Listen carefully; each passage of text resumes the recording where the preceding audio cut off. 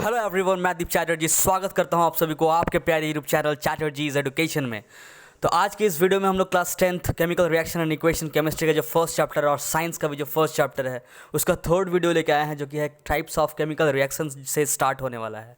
तो देख लेते हैं हम लोग। उससे पहले अगर आप लोगों ने अभी तक वो वीडियो नहीं देखा जिसमें कि हम लोग एक शॉर्ट ट्रिक सीखे थे, ABCD या फिर हम लोग बोल सकते हैं अलजेब्रिक मेथड, किसी भी केमिकल इक्वेशन को बैलेंस करने के लिए, वो वीडियो पहले लिंक डिस्क्रिप्शन में दिया, वो जाके पहले देख लीजिएगा।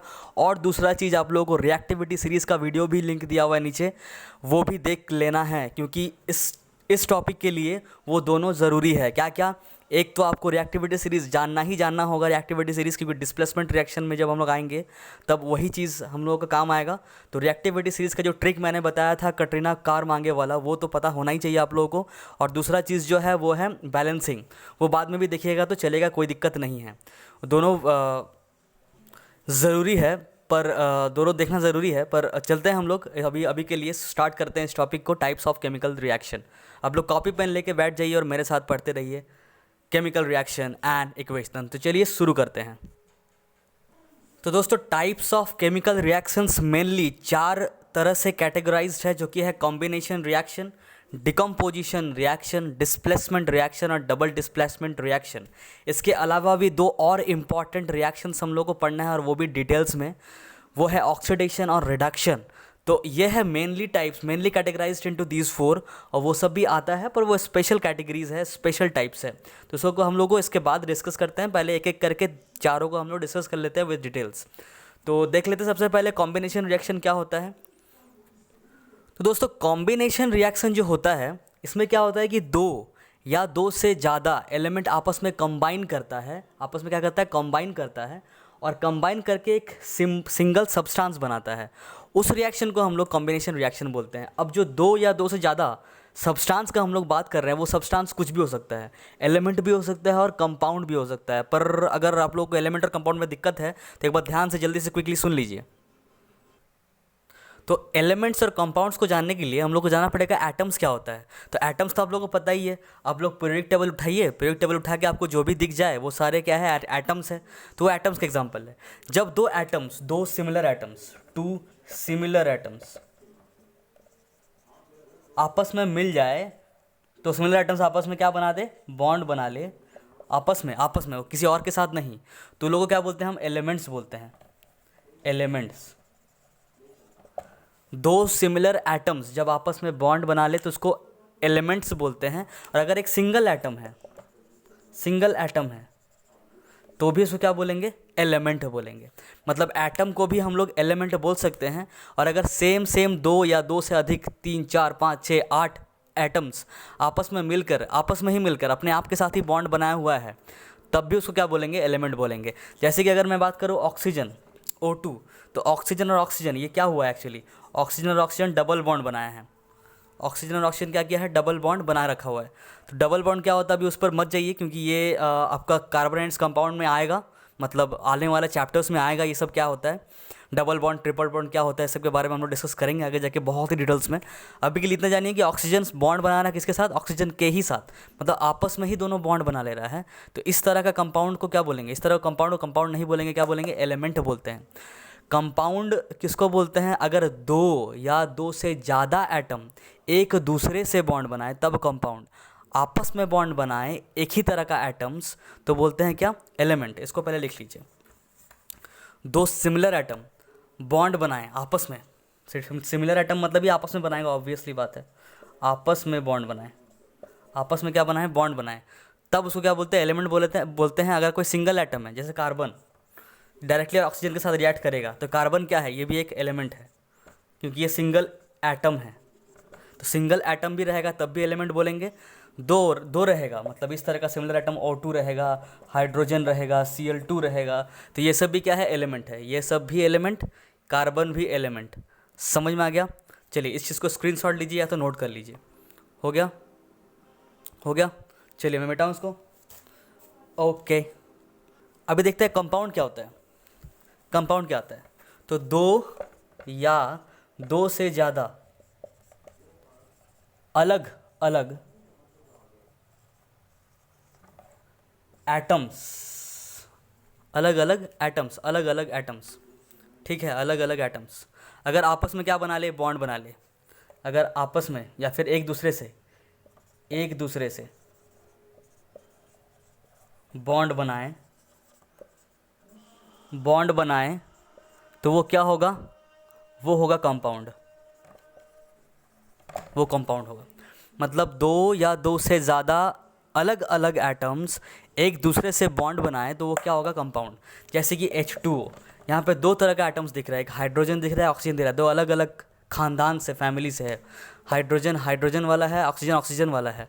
ऑक्सीजन ऑक्सीजन तो नहीं है, हाइड्रोजन हाइड्रोजन तो सिर्फ नहीं है, दो अलग अलग एटम्स एक दूसरे से बॉन्ड बनाया हुआ है, तो इसको क्या बोलेंगे, इसको कंपाउंड बोलेंगे, ये कंपाउंड है। क्या क्लोरीन Cl2 गैस ये क्या होगा, कंपाउंड नहीं, क्योंकि ये Cl अपने आप के साथ ही बॉन्ड बनाया हुआ है, ये एलिमेंट होगा, ठीक है। क्या HNO3 होगा कंपाउंड, बिल्कुल होगा, क्योंकि इसमें सब अलग अलग है। क्या जो बताते हैं CH4 होगा, बिल्कुल होगा, CH4 कंपाउंड होगा, क्योंकि C है, कार्बन है, और हाइड्रोजन है, दो अलग अलग है, ठीक है। तो इस तरह का बहुत सारे एग्जांपल हो जाएगा, CO2 हो जाएगा, सब हो जाएगा, क्या है, कंपाउंड है। अगर सेम सेम रहेगा तो क्या बोलेंगे, एलिमेंट, डिफरेंट डिफरेंट रहेगा तो कार्बन, डिफरेंट डिफरेंट रहेगा तो कंपाउंड, जैसे कि कार्बन डाइऑक्साइड। हर एक चीज़ को आप लोग नोट करते चलिएगा, क्योंकि बहुत डिटेल्स में हम लोग पढ़ रहे हैं, और नोट अगर नहीं कीजिएगा सब फिर से आपको वीडियो देखना पड़ेगा, और उससे अच्छा आप नोट कर लीजिए, क्योंकि जब रिवीजन कीजिएगा तो नोट्स ही काम आएगा। और अगर फिर से वीडियो भी देखते हैं तो इसके दूसरा बार में क्या कीजिएगा ना, कि 2x के स्पीड में देखिएगा, जल्दी जल्दी रिवीजन करने के लिए। बार बार एक ही स्पीड से देखिएगा, अगर मतलब देखना है, इसका मतलब आप लोग भूल जा रहे हैं बार बार, मतलब आप लोग नोट नहीं कर रहे हैं, ठीक है। नोट करना ज़रूरी है, जैसे मैं लिख रहा हूँ हिंदी में वैसे ही आप लोग नोट कीजिएगा। तो कॉम्बिनेशन रिएक्शन में क्या होता है, दो एलिमेंट या फिर दो कंपाउंड आपस में जुड़ता तो है पर बनाता लास्ट में क्या है, कंपाउंड। मतलब इसमें तीन टाइप होता है, या तो एलिमेंट प्लस एलिमेंट जुड़ता है और कंपाउंड बनाता है, एलिमेंट और एलिमेंट जुड़ता है और कंपाउंड बनाता है। पहला कंडीशन, पहला केस ये है, एलिमेंट और एलिमेंट जुड़ेगा और कंपाउंड बनाएगा। इसका कुछ एग्जांपल देख लेते हैं, जैसे कि हाइड्रोजन है, मान लीजिए एलिमेंट है, ऑक्सीजन है, मान लीजिए एलिमेंट है, दोनों आपस में जुड़ेगा तो क्या बनाएगा, H2O बनाएगा, तो कंपाउंड बनाया। ये क्या है, ये एलिमेंट है, ये भी क्या है, एलिमेंट है, और ये क्या है, कंपाउंड है। तो कॉम्बिनेशन रिएक्शन में पहला जो तरह का बनता है कॉम्बिनेशन, वो है element plus element gives compound, element plus element gives what, compound. अच्छा, इसको बैलेंस करके बताइए, यहाँ पे दो हाइड्रोजन, यहाँ पे दो हाइड्रोजन, सही है, दो ऑक्सीजन, एक ऑक्सीजन, दो बनाइए उसको सबसे पहले, तो हो गया कंपाउंड, ये बैलेंस भी हो गया। इसको हम लोग एल्जेब्रिक मेथड से नहीं किए हैं, इसको डायरेक्टली हम लोग हिट एंड ट्रायल से ही करेंगे। मैंने कहा था, डिस्क्लेमर दिया था कि अगर छोटा रिएक्शन होगा तो उसको हिट एंड ट्रायल से ही करना है। बड़े बड़े रिएक्शन में जिसको देख के आपको 2-3 सेकंड में आंसर ना मिले, तब उसमें एल्जेब्रिक लगाना, नहीं तो नहीं लगाना है, डिस्क्लेमर। तो ये था एलिमेंट प्लस एलिमेंट। एक और एग्जांपल लेते हैं इसका, जैसे कि मान लीजिए N2 है, नाइट्रोजन गैस। अच्छा, इसमें आप लोग ब्रैकेट में लिख भी सकते हैं, जैसे कि ये गैस है, ये भी गैस है, ये लिक्विड है, इस तरह से आप लोग लिख सकते हैं, ठीक है। दूसरा एग्जांपल, ये एग्जांपल 1 था, एग्जांपल नंबर 1, यह है एग्जांपल नंबर 2, एग्जांपल नंबर 2, ठीक है। दूसरा एग्जांपल हम लोग ले रहे हैं क्या, कि नाइट्रोजन और किसको ले लें, हाइड्रोजन को रिएक्ट कराते हैं, एमोनिया बना लेते हैं, NH3 बनता है, NH3। नाइट्रोजन है, ये हाइड्रोजन है, ये अमोनिया है। नाइट्रोजन गैस होता है, हाइड्रोजन भी गैस होता है, और अमोनिया भी ऑब्वियसली गैस होता है, ठीक है। नाइट्रोजन दो गो है, यहाँ पे एक ही गो है, तो दो गो यहाँ पे लिख देंगे। सबसे पहले हम लोग क्या करते थे, हीटेड टाइल में सबसे बड़ा वाला को उठाते थे, NH3 उठाएंगे, उसमें सबसे वो वाला आइटम उठाएंगे जो सबसे ज़्यादा बार है, जो कि हाइड्रोजन है, 3 बार है, तो यहाँ पे 2 ही बार हाइड्रोजन दिख रहा है।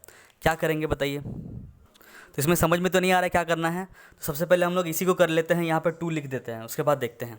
तो अभी इसमें क्या हो गया, नाइट्रोजन नाइट्रोजन बैलेंस, हाइड्रोजन अभी कितना है, 3 2 6, इसको 6 बनाना है, इसमें क्या लिख देंगे, 3 लिख देंगे, हो गया, ठीक। दोनों एग्जाम्पल समझ में आ गया। नाइट्रोजन यहाँ पे N2, नाइट्रोजन अपने आप के साथ ही बॉन्ड बना रहा है, तो ये भी क्या है, एलिमेंट, ये भी क्या है, एलिमेंट है। उसके बाद हाइड्रोजन H बॉन्ड बना रहा है अपने आप के साथ ही, तो ये भी एलिमेंट, और ये क्या है, कंपाउंड। तो element plus element gives compound वाला कॉम्बिनेशन रिएक्शन का टाइप है ये। दो एग्जांपल रट जाइए इसको और अच्छा से एग्जांपल दीजिएगा इसी तरह से कॉम्बिनेशन रिएक्शन का। इसका डेफिनेशन क्या होगा अगर पूछा जाए तो लिख लेते हैं हम लोग सबसे पहले उसको। इससे पहले आप लोग एक नोट्स बना लीजिएगा यहाँ पे उसका डेफिनेशन, जो मैं लिख दूंगा यहाँ पे, एडिट कर दूंगा, मैं लिखते हुए नहीं दिखाऊंगा। तो इस डेफिनेशन को लिख लीजिए आप लोग कॉम्बिनेशन रिएक्शन का, या chemical reaction in which two or more substances that is elements or compounds combine to form compound, compound to form a compound लिख लीजिए। अ कंपाउंड मतलब एक सिंगल कंपाउंड ही बनाएगा, ठीक है, एक ही कंपाउंड बनाएगा। देखिए एक ही कंपाउंड बना रहा है, एक ही कंपाउंड बना रहा है, ठीक है। उसके बाद आप लोग उसका फर्स्ट टाइप में लिखिए element plus element gives compound, और उसका दो एग्जांपल नोट डाउन कर लीजिए। आते हैं उसके सेकंड केस में, सेकंड टाइप में। हो गया इतना, इतना नोट डाउन कर लिए, ये भी हो गया, एग्जांपल के साथ सब कुछ हो गया। चलिए मैं मिटाऊँ इसको, ओके। तो पहला था कॉम्बिनेशन का ही चल रहा है अभी तक, हम लोग डिटेल्स में पढ़ रहे हैं, ठीक है। खाली ये नहीं बोलेंगे कि दो कंपाउंड आपस में जुड़ेगा कंपाउंड बनाएगा, ऐसा नहीं करेंगे हम लोग। दूसरा टाइप में आते हैं जो कि है टाइप 2 कॉम्बिनेशन का ही। इसमें क्या होता है, इसमें कंपाउंड और कंपाउंड मिलता है, एक कंपाउंड दूसरे कंपाउंड के साथ रिएक्ट करता है और एक कंपाउंड ही बनाता है, ठीक है।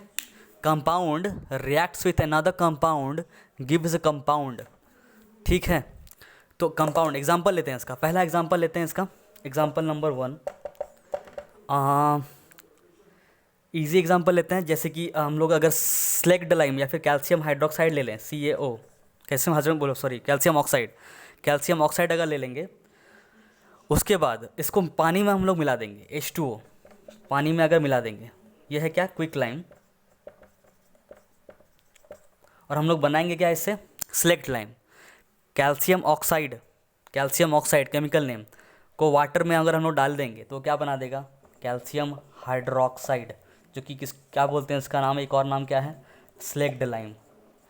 चूना होता है ना, चूना हम लोग जो पोछाड़ा मारते हैं वही चीज़ है। पोछाड़ा में हम लोग जब लाते हैं वो ढेला चूना का, वो एक्चुअली क्या होता है, क्विक लाइम होता है। इसको हम लोग डालते हैं पानी में तो एक्सोथर्मिक रिएक्शन होता है, हीट निकलता है इससे, और क्या बना देता है, कैल्शियम हाइड्रोक्साइड या फिर स्लेक्ड लाइम, ठीक है। और इसी को मारते हैं हम लोग दीवार पे, ठीक है। तो ये एक वाइट वॉशिंग वाला एग्जांपल है। तो इसमें क्या हो रहा है, ये एक कंपाउंड है, देखिए कैल्शियम भी है ऑक्सीजन भी है, तो ये एक कंपाउंड है। Hydrogen sorry water, hydrogen oxygen दोनों है, तो ये भी एक क्या है, कंपाउंड है। और ऑब्वियस सा बात है, इसमें जितना दिख रहा है तो ये भी क्या है, कंपाउंड है। तो compound plus compound gives what, compound. समझ में आ गया होगा इसको भी, ये भी समझ में आ गया होगा। एग्जांपल 2 लेते हैं, चलिए इसको मैं मिटा रहा हूँ। एग्जांपल 2, एक एग्जांपल 2 लिख लेते हैं, उसके बाद साथ में ही स्क्रीनशॉट या फिर पॉज करके नोट डाउन कर लीजिएगा, ठीक है। तो दूसरा एग्जांपल हम लेते हैं, अमोनिया ले लेते हैं, NH3। इसको रिएक्ट करा देते हैं हम लोग हाइड्रोक्लोरिक एसिड के साथ, HCl के साथ, तो ये क्या बना देगा, ये बना देगा अमोनियम क्लोराइड। अमोनियम क्लोराइड क्या होता है बताइए, NH4Cl, यह है ammonia gas. HCl obviously aqueous solution होता है, क्या होता है, एक्वस सॉल्यूशन में हम लोग लेते हैं एक्वस सॉल्यूशन, और ये क्या है, ये भी गैस है। सॉरी ये तो नमक है ना, नमक क्या होता है, सॉलिड में लेते हैं इसको, सॉलिड। तो ये भी देखिए कंपाउंड है, ये भी कंपाउंड है, ये क्या है, ये भी कंपाउंड है। तो compound plus compound gives what, compound. हर एक का दो दो एग्जांपल हम लोग देखते हैं, आप लोग दो दो एग्जांपल को इस तरह से याद कर लीजिए, इस तरह से याद रखिए ताकि एग्जाम में कुछ भी आए तो 2 रिएक्शन आपको लिखना ही है हर एक टाइप का, कंपाउंड प्लस कंपाउंड कंपाउंड का, एलिमेंट प्लस एलिमेंट कंपाउंड का, और एक जो लास्ट वाला है 3rd नंबर, उससे पहले आप लोग पॉज करके वीडियो को नोट डाउन कर लीजिए या तो स्क्रीनशॉट ले लीजिए। हो गया, मिटाऊँ, ठीक है। तो हम लोग का 3rd टाइप है कॉम्बिनेशन रिएक्शन का ही, क्या है, तो एलिमेंट प्लस एलिमेंट हम लोगों ने देख लिया, कंपाउंड प्लस कंपाउंड हो गया। अभी एलिमेंट और कंपाउंड रिएक्ट करेगा, एक एलिमेंट ले लेंगे प्लस उसके साथ एक कंपाउंड को रिएक्ट कराएंगे, तब भी क्या बनाएगा, ऑब्वियसली कंपाउंड ही बनाएगा। मतलब इधर प्रोडक्ट में हमेशा कंपाउंड ही रहेगा, इधर एलिमेंट एलिमेंट हो सकता है, कंपाउंड कंपाउंड हो सकता है, एलिमेंट प्लस कंपाउंड हो सकता है। तो इसका रिएक्शन हम लोग एक देख लेते हैं, एग्जाम्पल देख लेते हैं, एक ही देखते हैं, चलिए 2 नहीं एक ही देखते हैं इसमें। कॉम्बिनेशन एलिमेंट इसका ले लेते हैं हम लोग, एक carbon dioxide sorry carbon monoxide ले लेते हैं, CO, carbon monoxide plus carbon monoxide के साथ ऑक्सीजन ले लेते हैं O2, तो ये क्या बना देगा, carbon dioxide. Carbon monoxide plus oxygen gives what, carbon dioxide. Carbon monoxide एक कार्बन है ऑक्सीजन है, तो ये क्या बन जाएगा, एलिमेंट की कंपाउंड, कंपाउंड। यहाँ पे ऑक्सीजन है O अपने आप के साथ ही बॉन्ड बना रहा है, तो ये क्या हो जाएगा, एलिमेंट। और ये ऑब्वियसली क्या होगा, कंपाउंड। तो compound plus element gives what, compound. तो इसका टाइप हुआ कि नहीं हुआ, तो ठीक है, ये भी एग्जांपल आप लोग कॉपी कर लीजिए। एक और एग्जांपल देखना ही है क्या आप लोगों को, देख ही लीजिए, इसको मैं मिटाऊँ। ओके, हो गया, हो गया, गुड। चलिए एग्जांपल नंबर 2 देखते हैं, इसका एक और एग्जांपल देख लेते हैं। NO plus O2 gives what, NO2।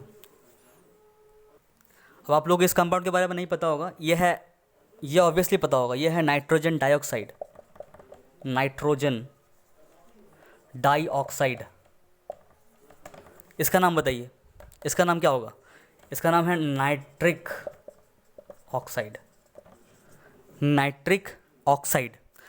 ये नाइट्रोजन और ऑक्सीजन का कॉम्बिनेशन है, तो ये कंपाउंड होगा। ये ऑक्सीजन सेम एलिमेंट, तो ये एलिमेंट होगा। ये क्या होगा, ये कंपाउंड होगा। समझ में आया, compound plus element gives what, compound. Balance कीजिए इसको जल्दी से, नाइट्रोजन नाइट्रोजन ऑक्सीजन ऑक्सीजन, अरे ये तो बैलेंस से लग रहा है, तो ये बैलेंस ही है ऑलरेडी, इसको भी नोट डाउन आप लोग कर लीजिए। बढ़ते हैं हम लोग नेक्स्ट रिएक्शन की और, नेक्स्ट टाइप का रिएक्शन जो कि है डिकम्पोजिशन रिएक्शन।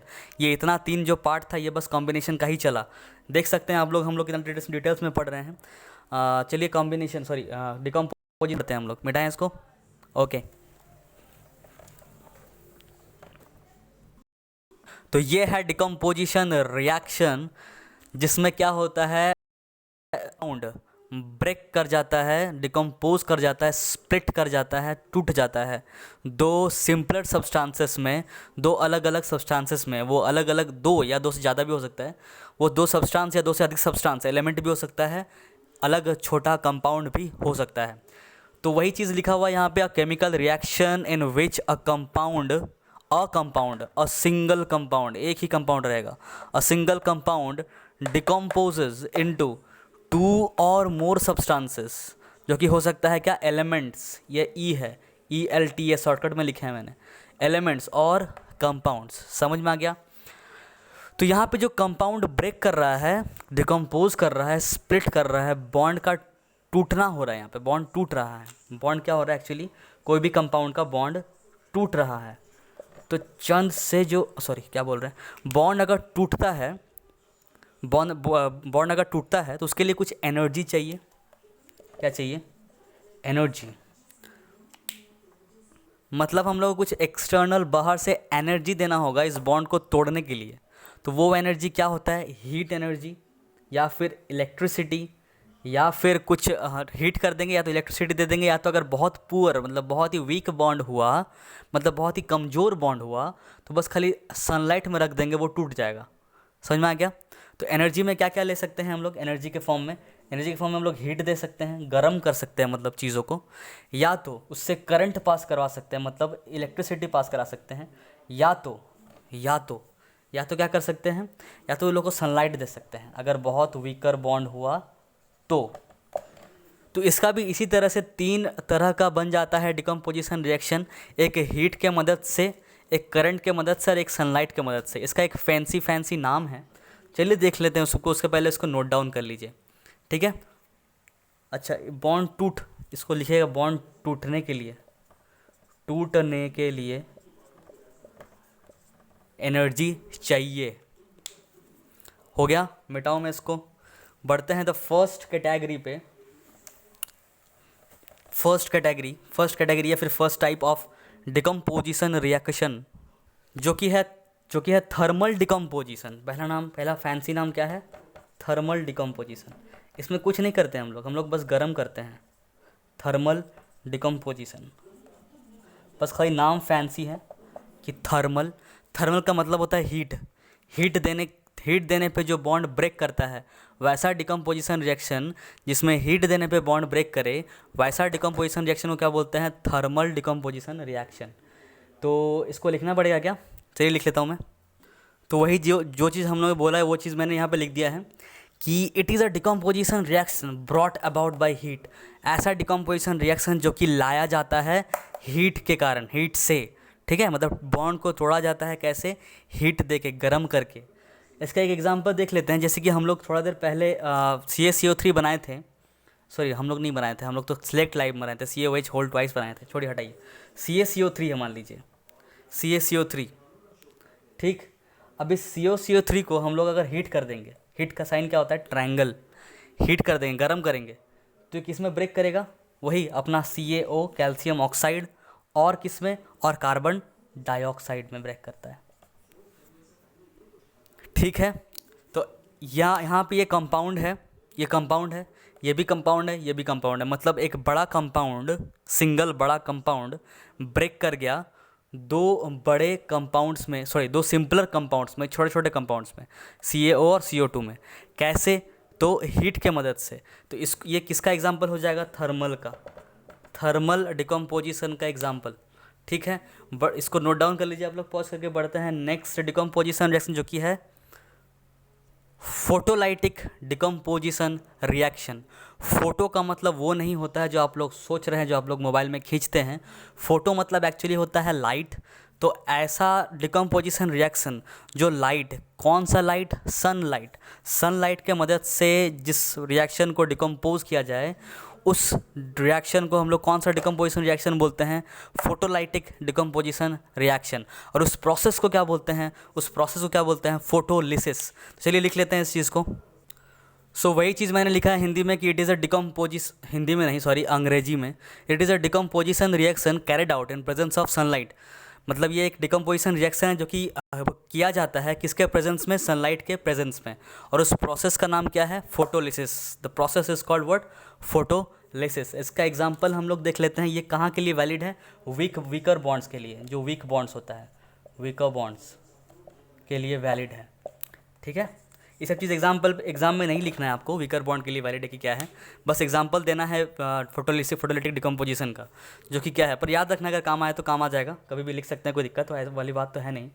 तो अगर हम लोग सिल्वर क्लोराइड लेंगे, AgCl, क्या है ये, सिल्वर क्लोराइड, सिल्वर क्लोराइड। इसको अगर हम लोग रिएक्ट करें, दिख रहा है क्या, नहीं दिख रहा है, इसको अगर हम लोग रिएक्ट कराएंगे, सॉरी रिएक्ट नहीं कराएंगे, मतलब इसको अगर धूप देंगे, मतलब इसको धूप में रख देंगे, धूप जादू, इसको अगर धूप दे देंगे, मतलब सनलाइट दे देंगे, सनलाइट, लाइट सही है क्या, हाँ सही है। अब सनलाइट दे देंगे तो क्या होगा, ये ब्रेक कर जाएगा सिल्वर में, हम लोग को सिल्वर मिल जाएगा और क्लोरीन गैस निकलेगा इससे, ठीक है। मतलब अगर आपको क्लोरीन गैस निकालना है और सिल्वर भी लेना है तो आप सिल्वर क्लोराइड को धूप में रख दीजिए और ये Ag और Cl2 में ब्रेक करेगा। तो ये Cl2 है यहाँ पे Cl एक ही है, तो यहाँ पे 2 लगा दीजिए, 2AgCl, 2Ag हो गया, यहाँ पे भी 2 लगा दीजिए, बैलेंस भी हो गया, ईजी है। यह है सिल्वर, यह है क्लोरीन गैस। तो ये प्रोसेस किसके प्रेजेंस में होता है, सनलाइट के प्रेजेंस में, इसलिए इसको क्या बोलते हैं, इधर फोटोलिटिक डिकम्पोजिशन रिएक्शन। चलिए नोट डाउन कर लीजिए इसको भी जल्दी से। उसके बाद हम लोग बढ़ते हैं हम लोग का नेक्स्ट टाइप, जो कि लास्ट टाइप है डिकम्पोजिशन रिएक्शन का लास्ट टाइप, पूरा मेन का नहीं, ठीक है। तो हो गया, मिटाओ मैं इसको, ओके।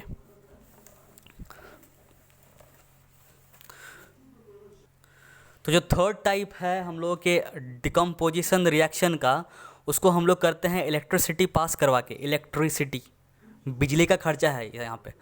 तो इस रिएक्शन को हम लोग बोलते हैं इलेक्ट्रोलाइटिक डिकम्पोजिशन रिएक्शन, ठीक है। और जो प्रोसेस होता है, जो प्रोसेस से वो डिकम्पोज होता है, उस प्रोसेस को क्या बोलते हैं, इलेक्ट्रोलाइसिस। चलिए डेफिनेशन देख लेते हैं इसका।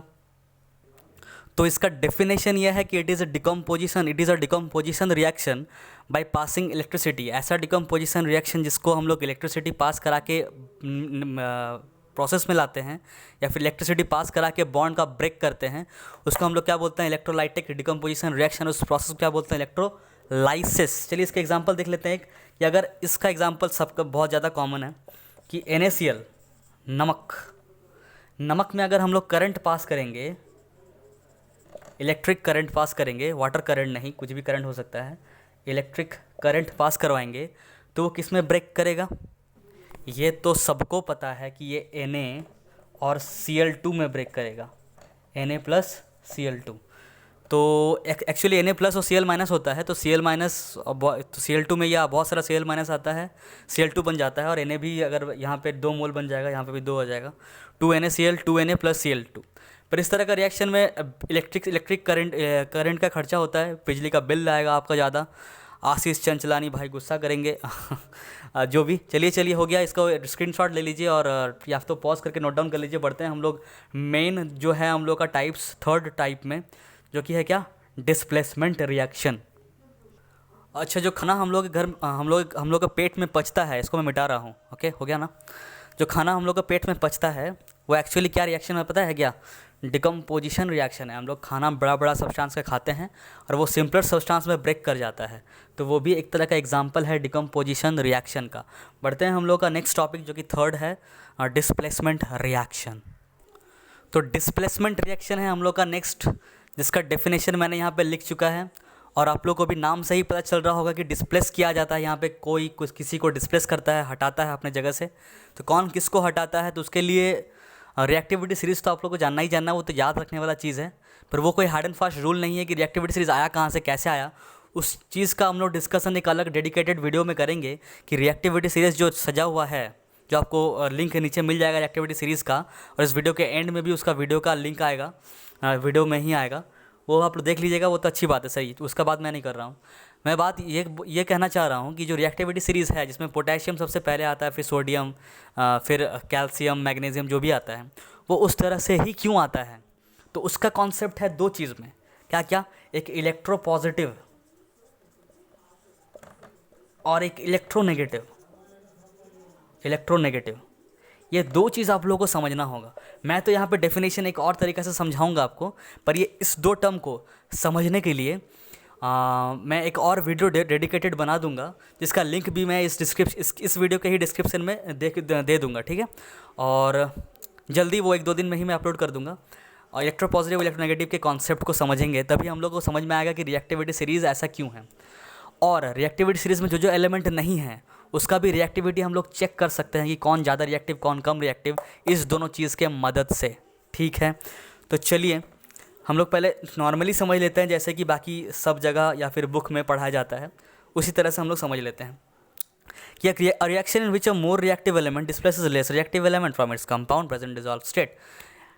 किसी भी रिएक्शन में अगर कोई कंपाउंड डिजॉल्व स्टेट में है, एक्वस सॉल्यूशन में है, तो वहाँ पे कोई और अगर एलिमेंट है जो ज़्यादा रिएक्टिव है, वो कम रिएक्टिव वाले को अपने कंपाउंड से हटा देता है, डिस्प्लेस कर देता है। और हम लोगों के पास जो रिएक्टिविटी सीरीज़ है, उससे हम लोग उसका मदद लेके काम कर सकते हैं। पर जो रिएक्टिविटी सीरीज़ है वो एक मेटल रिएक्टिविटी सीरीज़ है, मेटल रिएक्टिविटी सीरीज़। अगर दो एक नॉन मेटेलिक कंपाउंड साथ में रिएक्ट कर रहा है एक नॉन मेटल के साथ, तब हम लोग फंस जाएंगे, क्योंकि हम लोगों को खाली मेटल का रिएक्टिविटी सीरीज़ ही पता है कि नहीं। तो इसीलिए ज़रूरत पड़ता है इलेक्ट्रोपॉजिटिविटी और इलेक्ट्रोनेगेटिविटी का कॉन्सेप्ट, जो कि कहता है आप लोग इसको भी साथ में अभी लिख ही लीजिए। इस चीज़ को हम लोग और गहराई तक देखेंगे। अगर आप लोगों को जानने का मन होगा तो प्लीज़ कमेंट कीजिएगा, तभी हमको करने का, वीडियो बनाने का अलग से मन करेगा, नहीं तो फिर इंटरेस्ट भी नहीं रहेगा हमको वीडियो बनाने का। कमेंट ज़रूरी है भाई। तो नोट आप लोग ये चीज़ कर लीजिए, जिसको आप लोगों को सोचना भी है खुद से, और अगर मन करे तो कमेंट कीजिए, मैं वीडियो उसका अलग से बनाऊँगा कि अ मोर इलेक्ट्रोपॉजिटिव,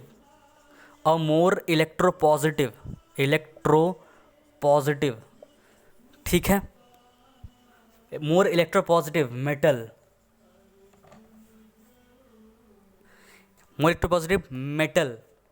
है यहाँ, metal displaces a less electropositive metal. कोई बड़ी बात नहीं है, इस चीज़ को हम लोग रिएक्टिविटी सीरीज से भी कर सकते हैं। पर सेकंड वाला पॉइंट को ध्यान दीजिएगा, बहुत ही इंपॉर्टेंट पॉइंट है, नॉन मेटल्स के लिए है। नॉन मेटल्स का रिएक्टिविटी सीरीज हम लोग के पास है भी नहीं, तो इस पॉइंट को याद रखिए। क्या कहता है ये, अ मोर इलेक्ट्रोनेगेटिव नॉन मेटल, अ मोर इलेक्ट्रोनेगेटिव नॉन मेटल, अ मोर इलेक्ट्रोनेगेटिव नॉन मेटल, दिख रहा है क्या। A more electronegative non-metal displaces a less electronegative non-metal.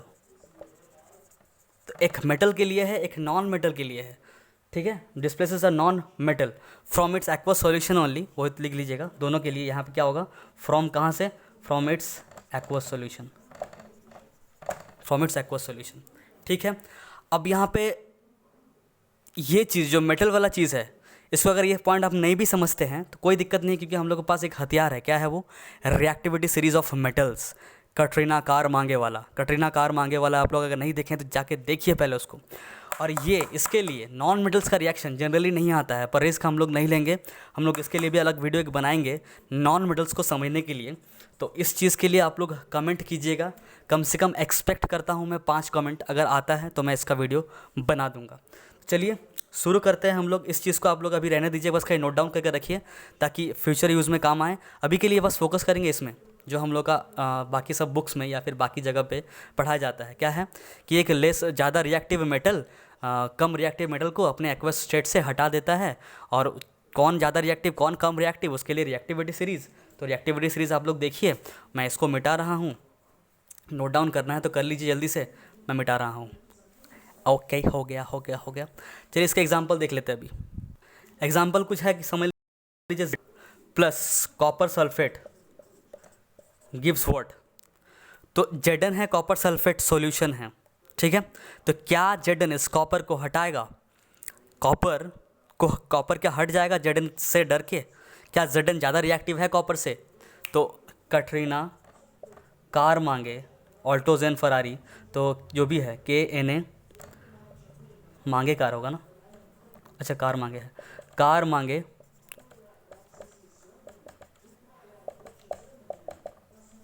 ये है. तो Zn पहले आता है, उसके बाद कॉपर आता है, मतलब Zn ज़्यादा रिएक्टिव है. तो Zn ज़्यादा रिएक्टिव है तो Zn क्या करेगा, इसको हटा देगा. तो बन जाएगा क्या, ZnSO4 और कॉपर अकेला हो जाएगा, ठीक है. तो ये ज़्यादा रिएक्टिव है, कैसे पता कि हम लोग रिएक्टिविटी सीरीज से, कोई दिक्कत वाली बात है नहीं. दूसरा एग्जांपल लेते हैं. कॉपर है मान लीजिए, साथ में है सिल्वर नाइट्रेट AgNO3. क्या है ये, सिल्वर नाइट्रेट है. कॉपर और सिल्वर नाइट्रेट. तो यहाँ पे देखिए कॉपर क्या हटाएगा इसको, तो क्या करेंगे हम लोग, फिर से वही करेंगे. कॉपर पहले है, आप लोग रिएक्टिविटी सीरीज देखिएगा, Ag बाद में होगा. तो कॉपर ज़्यादा रिएक्टिव होता है Ag से, तो कॉपर हटा देगा इसको. रिएक्टिविटी सीरीज प्लीज़ जाके देख लीजिएगा. कॉपर NO3 यहाँ पे होल्ड ट्वाइस हो जाएगा. यहाँ पे क्या हो जाएगा, होल्ड ट्वाइस, यहाँ पे इस तरह से. और इस कंपाउंड का नाम है कॉपर नाइट्रेट. क्या है, कॉपर नाइट्रेट. और प्लस साथ में क्या बनाएगा, कॉपर नाइट्रेट है ये, CuNO3 होल्ड ट्वाइस. ये एक्वस सॉल्यूशन में होगा, इसको बोलेंगे कॉपर नाइट्रेट. और साथ में देगा Ag. इसको आप लोग बैलेंस जरूर कर लीजिएगा, ठीक है. तो ये एग्जांपल रहा डिस्प्लेसमेंट रिएक्शन का. बढ़ते हैं हम लोग नेक्स्ट रिएक्शन की ओर. इस रिएक्शन में अगर दिक्कत हो रहा है तो हम लोग रिएक्टिविटी सीरीज या तो याद नहीं है, और दूसरा चीज़ बस, और कोई क्या हो सकता है, इस चीज़ को अगर नहीं समझ पाए तो रिएक्टिविटी सीरीज एक बार देख लीजिएगा. तो पहले हम लोग एक क्वेश्चन देख लेते हैं डिस्प्लेसमेंट रिएक्शन का ही, जो कि है Cl2 + NaBr. तो यहाँ पे क्या देगा, क्या ये रिएक्शन पॉसिबल है. ये Cl2 जो है वो किसी को यहाँ से हटाएगा, अगर हटाएगा तो किसको हटाएगा. तो अगर पता करना उसके लिए पता करना होगा कि क्या क्लोरीन इससे या फिर इससे, किससे आप लोगों को डिसाइड करना है ज़्यादा रिएक्टिव है. और जिसको जो ज़्यादा रिएक्टिव होगा वो निकल जाएगा. पर यहाँ पर देखिए नॉन मेटल का बात हो रहा है, और इस चीज़ का इन्फॉर्मेशन हम लोग को रिएक्टिविटी सीरीज़ में नहीं मिलेगा. इस चीज़ का इन्फॉर्मेशन हम लोग को रिएक्टिविटी सीरीज़ में नहीं मिलेगा. फिर भी अगर आप लोग कोशिश करना चाहेंगे तो बता सकते हैं. कमेंट कीजिए, अगर रिएक्शन होगा तो येस, अगर रिएक्शन नहीं होगा तो नो, ठीक है. और उसके बाद हम लोग डिस्कस करते हैं वही इलेक्ट्रोनेगेटिविटी इलेक्ट्रोपॉजिटिविटी कॉन्सेप्ट के बाद इस क्वेश्चन का हम लोग डिस्कस करेंगे. तब तक आंसर आप लोग खोजिए, ठीक है. चलिए बढ़ते हैं डबल डिस्प्लेसमेंट रिएक्शन की ओर. इस क्वेश्चन को स्क्रीनशॉट या तो नोट कर लीजिएगा. तो चलिए हम लोग डबल डिस्प्लेसमेंट रिएक्शन. इसमें क्या होता है कि आयंस का एक्सचेंज होता है. दो एक्वस सॉल्यूशन में रहने वाला कंपाउंड्स होता है, वो आपस में एक्सचेंज कर लेता है आयंस को और अपना जगह अदला बदली कर लेता है, ठीक है, सिंपल सा भाषा में। इसको हम लोग अंग्रेजी में कैसे लिखे हैं, chemical reaction in which there is an exchange of ions between the reactants to give new substances. दो रिएक्टेंट्स का जो आयंस है वो एक्सचेंज होता है, क्या देने के लिए, एक नया सब्सटेंस देने के लिए। रिएक्टेंट्स जो होता है वो जनरली वाटर सोल्यूबल होता है, मतलब एक्वस सॉल्यूशन में होता है। एग्जांपल देखिए कि यहाँ पे लिखा हुआ है बैरियम क्लोराइड, BaCl2 जो कि है एक्वस सॉल्यूशन में, वो रिएक्ट कर रहा है सोडियम सल्फेट के साथ, Na2SO4 सोडियम सल्फेट, और क्या बना रहा है, तो ये Ba और ये सल्फेट दोनों आपस में बॉन्ड बना लिया, और ये Cl और Na आपस में बॉन्ड बना लिया, मतलब एक्सचेंज हो गया, यहाँ पे अदला बदली हो गया, BaSO4 और फिर NaCl। समझ में आया क्या? तो यहाँ पे बस आप एक 2 लगा दीजिएगा तो बैलेंस हो जाएगा। अगर आप लोग खुद से कीजिएगा दोनों मेथड से, जिससे आप लोग को अच्छा लगता है, तो ये बन गया, ये एक डबल डिस्प्लेसमेंट रिएक्शन का एग्जांपल हो गया, ठीक है। अच्छा, डबल डिस्प्लेसमेंट रिएक्शन में देखिए यहाँ पे BaSO4 एक प्रेसिपिटेट बनाया है, तो डबल डिस्प्लेसमेंट रिएक्शन पता करने के लिए वो है कि नहीं, सबसे पहले आप लोग नोट डाउन कर लीजिए पॉज करके। हो गया क्या? ओके, तो 3 चीज़ हो सकता है जब भी डिस्प्लेसमेंट रिएक्शन होगा, सॉरी डबल डिस्प्लेसमेंट रिएक्शन होगा, तब कैसे पता करेंगे, तो उसमें या तो फॉर्म होगा प्रेसिपिटेट, फॉर्मेशन ऑफ प्रेसिपिटेट हो सकता है, या तो इवोल्यूशन ऑफ गैस हो सकता है। मतलब जब भी डबल डिस्प्लेसमेंट रिएक्शन होगा तो उसमें ये ज़रूरी है कि या तो कोई ना कोई प्रेसिपिटेट फॉर्म होगा, या तो ज़रूरी है कि कोई ना कोई गैस होगा। अगर ये दोनों नहीं हुआ तो क्या होगा, डेफिनेटली कोई चेंज इन कलर होगा, या तो तीनों हो सकता है, या तो कोई रैंडमली 2 हो सकता है, पर कोई एक होना जरूरी है। चलिए एक और एग्जांपल देख लेते हैं, इसमें तो प्रेसिपिटेट बना, एक और एग्जांपल में देख लेते हैं प्रेसिपिटेट बन रहा है कि नहीं। तो लेते हैं सोडियम क्लोराइड NaCl, इसको रिएक्ट कराते हैं हम लोग AgNO3 के साथ, जो कि है silver nitrate, AgNO3 silver nitrate है। ये भी एक्वस सॉल्यूशन में, ये भी एक्वस सॉल्यूशन में। ये क्या देगा, तो Ag इसके साथ रिएक्ट कर जाएगा, क्लोरीन के साथ आ जाएगा, बना देगा AgCl। क्या है ये, सिल्वर क्लोराइड। उसके बाद क्या देगा यहाँ पे, NaNO3, क्या बन जाएगा, NaNO3। ठीक है, दिख रहा है। तो यहाँ पे NaCl, ये भी एक्वस सॉल्यूशन में है, ये भी एक्वस सॉल्यूशन में है। जो AgCl है, ये AgCl एक्चुअली सॉलिड होता है, पर कैसा फॉर्म में, प्रेसिपिटेट का फॉर्म में, प्रेसिपिटेट, और यहाँ पे NaNO3। सोडियम नाइट्रेट भी एक्वस में ही रहता है, बस खाली सोडियम नाइट्रेट में प्रेसिपिटेट के फॉर्म में कौन रहेगा, AgCl रहेगा। तो यहाँ पे भी बन रहा है प्रेसिपिटेट, ठीक है। चलिए, that's all about double displacement reaction. और भी जो बाकी का रिएक्शन है, ऑक्सीडेशन, रिडक्शन रिएक्शन, वो सब हम लोग नेक्स्ट वीडियो में ही देख ले तो सही रहेगा क्या, क्योंकि ये वीडियो का लेंथ बड़ा हो जा रहा है, 37 मिनट के आसपास हो गया, 1 आवर के आसपास हो जाएगा, दिक्कत होगा, आप लोग बोर हो जाइएगा। तो नेक्स्ट वीडियो में जो कोरोजन वाला पार्ट है, रैंसिडिटी, रिडक्शन रिएक्शन, ऑक्सीडेशन, सब कुछ उस वीडियो में एक लास्ट वीडियो बनेगा हम लोग का केमिकल रिएक्शन इक्वेशन का। उस वीडियो में हम लोग लास्ट जो भी बचा कुछ टॉपिक और इंपॉर्टेंट क्वेश्चंस है डिस्कस कर लेंगे। तब तक के लिए बने रहिए मेरे साथ। Thank you, bye.